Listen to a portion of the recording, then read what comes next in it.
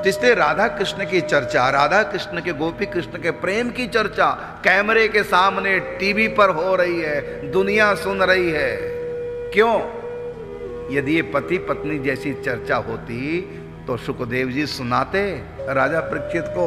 वो सुखदेव जी जिनको स्त्री पुरुष का भी भान नहीं है, जिनमें काम वासना की गंध नहीं, जो कपड़े तक नहीं पहनते, 2 उंगल की लंगोट तक नहीं लगाते, बिल्कुल नंगे रहते हैं सुखदेव जी।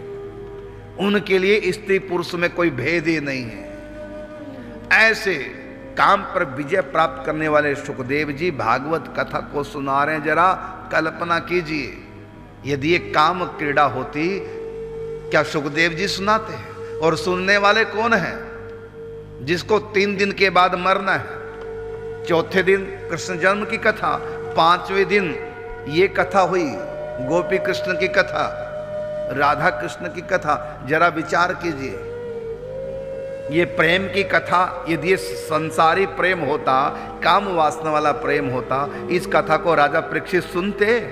3 दिन के बाद जिसको मरना है वो किसी के विवाह की कथा सुनेगा, विवाह की मूवी देखेगा, उसका मन करेगा? वो तो कहते हैं कि 3 दिन के बाद मुझको मरना, भगवान की चर्चा करो।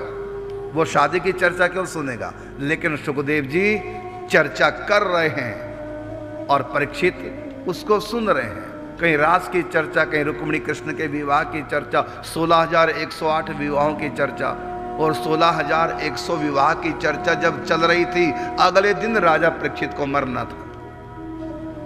ये 6ठे दिन की कथा है रुक्मिणी विवाह की। जरा कल्पना कीजिए, कल जिसको मरना है, आज वो कृष्ण के 16,108 विवाह की चर्चा, किसी की विवाह की बातें क्यों सुनेगा? वो भी किसी के विवाह की। इसका अर्थ है ये विवाह, ये संसारिक विवाह नहीं है। कृष्ण की लीला लौकिक लीला नहीं है। कृष्ण की वो लीला है जो लोक से, परलोक से संबंध हटा करके, मन हटा करके अलोक में जोड़ दें, मायातीत मन को कर दें, और ये मन संसारी न रह करके चिन्मय हो जाए, भगवदीय मन हो जाए।